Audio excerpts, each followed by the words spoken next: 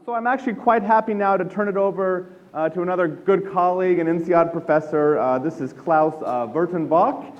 Now, Klaus is an expert in marketing, a chaired professor of marketing here at INSEAD. He's an expert in behavioral economics as it applies to consumer decision-making, brand management, pricing, many other important topics.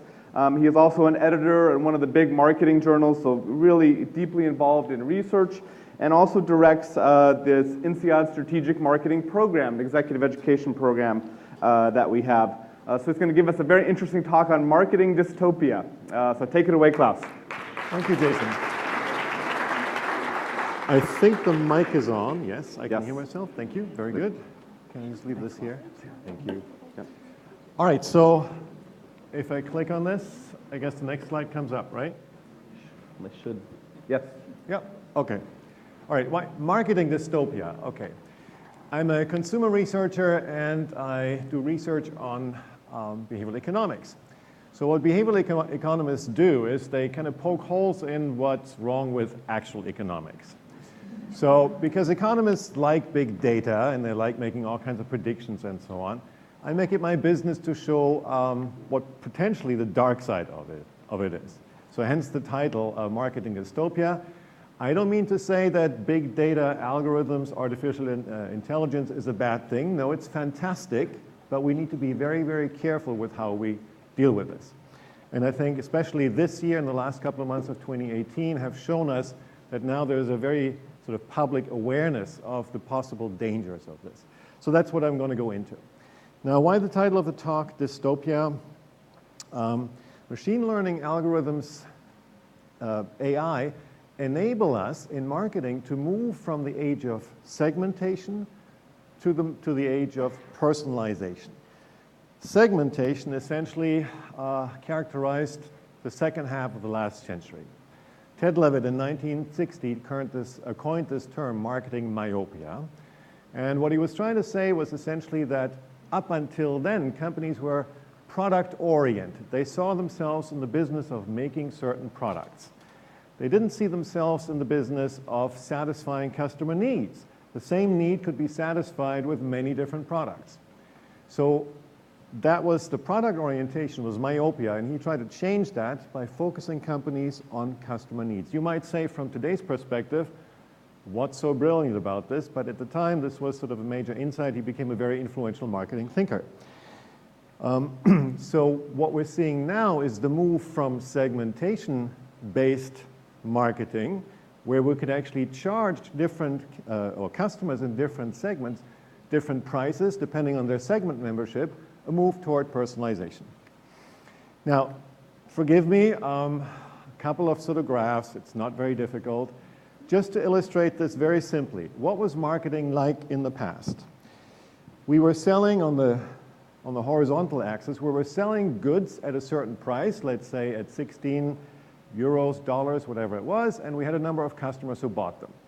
Then perhaps we actually introduced a cheaper version of the product, a flanker brand, let's say this one here, for a lower price. I think it was $6, and we sold that to slightly more customers. So what was the money that the company made? It was essentially the area in these rectangles.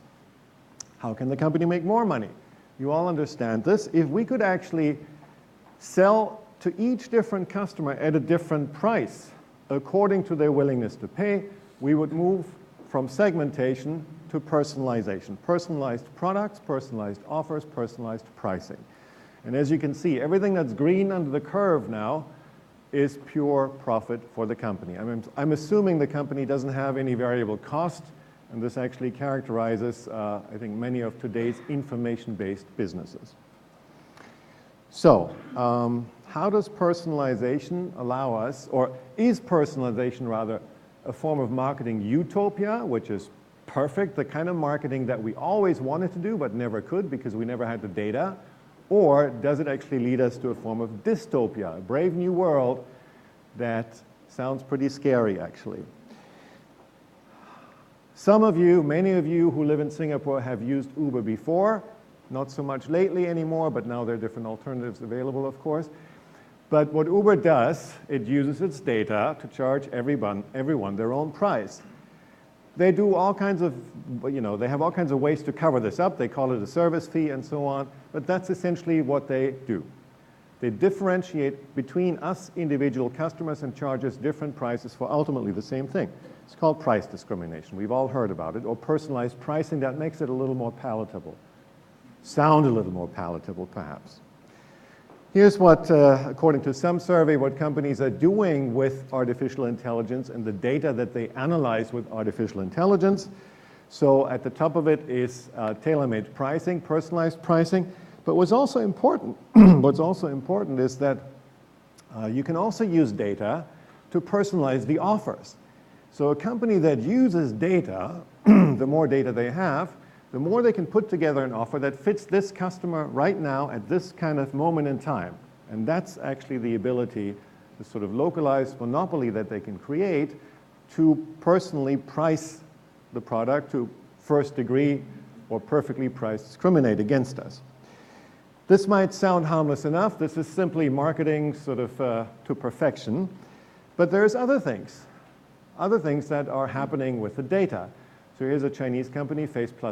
They've become quite well known. So well known that they're actually illegal in the EU because they infer what you're currently feeling from analyzing your face. Now, how do they get data on your face? Well, in many countries around the world these days, there are video or there are cameras everywhere, right? So our faces are not really private anymore. Therefore, our emotions are not private anymore, at least in some countries. As you might predict, Europe is the country the part of the world where privacy concerns are perhaps the strongest at this point. This was in the news recently, last month. So the United States government, the Department of Housing and Urban Development, sued Facebook because Facebook allowed advertisers on Facebook to discriminate between people based on their race and other factors as well. So if you're African American, you were less likely to see housing ads for affordable housing. Obviously, this violates the law in America and some other countries as well. But that's ultimately where the algorithms can lead us, essentially, to discriminate between us based on personal characteristics that we can do nothing about. So what I was going to say with this, or where I'm going with this, is it violates it undermines equal opportunity. Some of the results we get from the algorithms undermine a principle of organizing society that we've been holding dear for hundreds of years now, at least in the West, equal opportunity.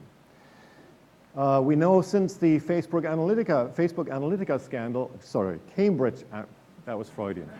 The Cambridge Analytica scandal, that potentially algorithms and the combination of data have the ability to undermine voter autonomy. They make us vote for parties or candidates that we would perhaps not have voted before. And then I think once a publication like The Economist sort of picks it up, and they're very, very on top of things these days, every week basically they have a report on big data and algorithm, we know that there's a danger for democracy.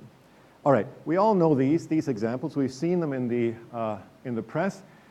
To summarize this, I see three, potentially more, but at least three risks that big data and algorithms, and I like what Phil said actually, we used to call this data, not big data. It was always big. Three risks that data and algorithms pose potentially for us as people. There's an economic risk that under perfect price discrimination, we as consumers forgo surplus. Right? All the surplus ends up in the hands of the sellers, of the companies. The second risk is an ethical one. We as consumers may forgo equality of opportunity, one of the major organizing principles in most Western, at least, societies. And the last one, and this is the one I want to focus on in the remaining time, is actually a psychological risk. We as consumers may forgo at least what we perceive as our autonomy as individuals, as human beings, the ability and the freedom to make choices. So that's the part I want to focus on. I'll share some research results with you, some done by other people, some current results that a co-author of mine and I are looking at or have collected. So does personalization actually potentially threaten our sense as human beings, as consumers, of autonomy and of free will? So there was an interesting paper in the Proceedings of the National Academy of Sciences in 2017 by some of the people who actually came out of the same lab in Cambridge, at Cambridge University, that the people who were responsible for Cambridge Analytica came from. Different individuals, though, same lab. And what these researchers did was they had created an app where you and I, anyone, could essentially respond to personality measurement questions. Would you like to know how optimistic you are in life, or how extroverted you are, or how neurotic you are? Maybe not the latter. But basically, these are things we all want to know about ourselves. So people, in fact, millions of users, went to this app, filled out the personality inventory. It's like like any standard personality inventory that you might have to fill out when you're applying for a job. Millions of people filled this out. But because this was an app it was an app that was linked to Facebook, the researchers also had access to the likes that these people who had filled out the personality inventories had left on Facebook. So they could actually correlate the likes and the personality characteristics. Then in the second step, what the researchers did was they went on Facebook and selected users, 1.5 million in each of two conditions, 1.5 million users who had either liked the most extroverted ad. They knew what an extroverted ad was because that was the ad that they could link to those individuals who had the highest extroversion scores. And they selected not actually just one, but 8 introverted ads based on the same type of data. They knew what types of likes, not ads, what types of likes introverts liked. So they created 2 experimental conditions by combining these 2 data sources, the data that they had, the correlational data which they had through the app, and then they found new people to make inferences about in terms of their personality characteristics simply based on their likes. 1.5 million people in each experimental condition. That's big data. And then what they did was they showed these people ads for a beauty retailer, either an extroverted ad, like the one on the left, or an introverted ad, sort of appealing to these personality characteristics. And the idea behind this experiment was the prediction was that introverts would be more likely to respond to an ad for the beauty retailer that had a more introverted flavor, whereas extroverts would be more likely to respond to an ad that had more of an extroverted feel to it. And that is exactly what happened. So looking at the conversion rates, the sales of the beauty retailer, the sales, if you focus on the green bars, this is the introverted audience. They were more likely to buy a beauty product from this retailer if the ad that they saw that they were exposed to was an introverted ad than if it was an extroverted ad. The effect reversed for extroverts. Now you might argue if the conversion rate goes up from 0.01% to 0.015%, that's not such a big deal. It essentially goes up because there were 3 million people in the experiment. It goes up from 300 people who buy a product to 450. Not a huge number. But look at this. It would have taken 80,000 voters in 3 Rust Belt states, that is 0.03% of the total votes in the last US presidential election, to swing the election. So tiny percentages can make big differences. So even small marginal effects, essentially, that we can generate by knowing more about consumers can have these huge effects. Step back. Pierre-Simon Laplace, old French statistician. He was hunted by a demon, Laplace's demon. We may regard the present state of the universe as the effect of its past and the cause of its future. An intellect which at a certain moment in time would know all forces that set nature in motion and all positions of all items of which nature is composed, if this intellect were also vast enough to submit these data to analysis, it would embrace in a single formula the movements of the greatest bodies of the universe and those of the tiniest atom. For such an intellect, nothing would be uncertain, and the future, just like the past, would be present before its eyes. Of course, we have a name for that intellect. We used to. That was God. Now it's algorithms. So is it possible, or why was Laplace saying this? Essentially, what he was referring to the idea that the world is deterministic, right? There are laws of nature, and A causes B. The only problem that we as humans have is we don't have as much insight into this, into these statistical relation, or into these causal, I should say, relationships as God does. That sets us apart from God. But the world is fundamentally deterministic. Now, if the world is deterministic, we cannot actually free will things because we just have a bunch of neurons firing in our brains, and how they fire is predetermined. That leaves no room for us as individuals, as human beings with a free will. There's a branch of philosophy, they're called compatibilists. They actually somehow square the circle and they make determinism and free will work together somehow. There are famous people in this: John Locke, David Hume, Immanuel Kant, and so on. But to us, naively, this seems more like a contradiction in terms. Similarly, if the world were completely random, as in quantum physics, that also leaves no room for free will. We cannot will things because, or if anything that we do is completely random. So to consumers, both determinism and randomness are somewhat off-putting because it calls into a question our role in the world. Why are we even here? Now, you've probably heard of Yuval Harari, the Israeli historian who writes lots of provocative books. Given enough biometric data and computing power, this all-encompassing system, meaning a big data trained algorithm, could understand humans much better than we understand ourselves. Once that happens, humans will lose their authority. Kind of a fairly forceful, powerful statement.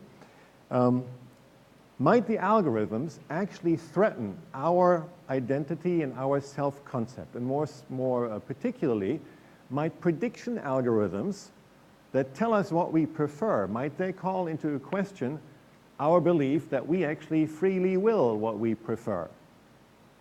These personalized prediction algorithms, do they actually threaten our sense of free will, or could they potentially threaten our sense of free will as human beings? So a colleague of mine and I, Rom Schrift at the Wharton School, we started running some experiments where the research hypothesis is essentially that consumers assert their sense of free will by choosing things that they actually don't like, just out of spite, to tell the algorithm, you're wrong, you can't second guess me. So here's what we did. Two very simple studies that I want to share with you briefly. In step one, we ran an self-explicated conjoint analysis, which is nothing, a fancy term for a measurement, an independent measurement of our research participants' preferences for different types of vacation packages. Now, with this, armed with this data, we could actually predict what types of vacation packages, when we gave them descriptions of vacation packages, they would prefer. In step two, we then had our experimental manipulation, two different groups of people. One group was told that they were both going to make choices, additional choices between vacation packages. One group was told that you'll be asked to choose your most preferred vacation package. Using the preferences you've just indicated earlier, one can predict your choices. The other group, participants in the other experimental condition, were told instead of one can predict your choices, we told them we can determine how consistent your choices are with your reported preferences. Now, the funny thing is, statistically, there's no difference between these two. It's exactly the same thing. It's a correlation between the same two variables or sets of variables. There should not be any difference between the conditions. But I wouldn't do behavioral economics research if this is what we had obtained, if people were so rational after all. We made people choose, and then we calculated the consistency of their choices with their predicted preferences. And it turns out that in the predictability condition on the right, people were significantly less consistent with their predicted choices than in the consistency condition. People like being consistent, they hate being predictable. We ran a second analysis, a second study, very similar setup. We started with a self-explicated conjoint analysis, but then we had three conditions: the predictability condition, the consistency condition, and a control condition where we didn't tell our participants anything. We simply wanted to see how consistent they were naturally with their measured preferences. And we did something else. In one condition, we asked people to choose between hypothetical vacation packages. In another condition, we simply asked them to rank them in order of their preference. And the idea was then when you actually choose, this is much more active. It's an act of choice in which you put your foot down and you impose your will, if you will, on the world. You make an active choice. If it's ranking, it's much less consequential, essentially, and therefore free will is not as important psychologically. Here's what we found. Essentially the same result if we compare, if you look at the green line, consumers or research participants who chose between vacation packages, we find the same difference between the predictability and the consistency condition. So people on the green line were less consistent when we had told them that we could predict their choices than when we had told them we could compute how consistent their choices were with their preferences. Interestingly, in the control condition, there was no difference with the consistency condition. So it's as if naturally, left to their own devices, consumers want to be consistent. They're equally consistent in both. It's the predictability condition in which they deviate by being much, much less consistent. If you look at the orange line or the red line, there was no difference between the predictability, consistency, and control condition. So none of this matters essentially when people simply rank on a piece of paper how good they think these options are. So it's the act of choice that allows people to reestablish their sense of free will, if you will, which we threatened by telling them how predictable they were. And that's exactly what algorithms and personalized prediction systems do. So where are we? The marketer's goal is to personalize and to first degree price discriminate. Perfectly price discriminate because that's what maximizes the company's, the firm's profit. That's what you have to do. Now, what does that entail? It entails prediction, but consumers don't want to be predicted. That's the fundamental conflict. Consumers actually don't want to be predicted to the extent that they do something really silly. They actually choose something that they don't like, just out of spite. That's how strong this effect potentially might be. What are implications for personalized prediction systems? For marketers, never ever talk about prediction. Frame what you're doing, what the algorithm does, as allowing consumers to be consistent with their preferences. I know this is what gives marketers a bad name, reframing things like that to make it more palatable. And the second conclusion or implication is potentially when will we, consumers, rebel against big data and algorithms and AI? As helpful as it is, but marketers need to be careful to design systems that don't pose these risks. Again, what are they? The risk for us as consumers to forgo surplus. Number two, the risk for us as consumers to not have equal opportunities anymore. And the risk for us as consumers to lose our sense of what makes us human beings, which is to have autonomy and free will. Thank you. Thanks.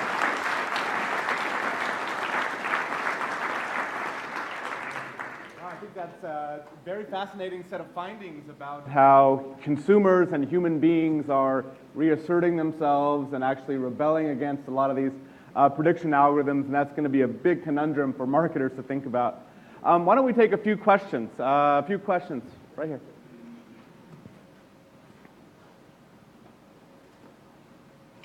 Hello, Professor. Really, really nice presentation. My question is, in your research, have you considered other factors like trust or industry categories that play a role of your result? For example, if you are doing the research using an Apple product versus you are doing a research to ask them to buy in, for example, insurance or banking industry, which normally has a lower trust. By the way, I'm from insurance. So would that make a difference? I think that wouldn't make a difference. There's some current research that looks into the use of algorithms and AI in healthcare, right? And this is where people tend to be more accepting, but it depends on many, many different things. But healthcare, even though that's perhaps the most sort of sensitive one in terms of privacy, provided you maintain privacy, and that's a big caveat because you can't, then that's one where people sort of have a little more trust in the ability of the algorithm. There's other research that shows actually independently of the industry, if you allow people to interfere with the algorithm's prediction, if you allow them to deviate, then they accept the algorithm more easily as well. But that sort of goes to show we need a sense of agency when we interact with machines, right? If the machine takes over completely, then we will not accept the machine. So I can see differences, but I think that's, at least sort of as far as academic research is concerned, that's just starting now. In fact, this whole area of how do consumers respond to algorithms, I think is in its complete infancy at this point. So from a modeling perspective, statisticians, computer scientists, economists are much further along than we as consumer researchers are. Hi. I just had a question. So as you mentioned that we're moving from segmentation to personalization, and with the perfect information, companies would tend to personalize prices to the customers. Yes. Now, on the contrary, what we see is there's a move or a shift by these companies such as Netflix, who have immense amount of consumer data, but they move towards a subscription model of pricing. Do you see that being contradictory to what you mentioned as personalized pricing? Well, Netflix, I agree, is for now subscription-based. I would imagine that they're leaving money on the table. Now, maybe they're doing that intentionally to stay away from personalized pricing because they understand that that's scary for consumers and that consumers may not accept it. I think there are many examples for, perhaps first and foremost, Uber, that do exactly the opposite, right? So I think, in a sense, you're looking forward, where are companies going to go with this? Are they sensitive to the concerns that they may be raising for their customers? Or are they relentlessly driven toward personalization, in particular toward personalized pricing, in order to extract more surplus from consumers? My advice would be to tread carefully and leave some surplus for consumers by doing things like, as you mentioned, Netflix does with a subscription model. Let's take another question.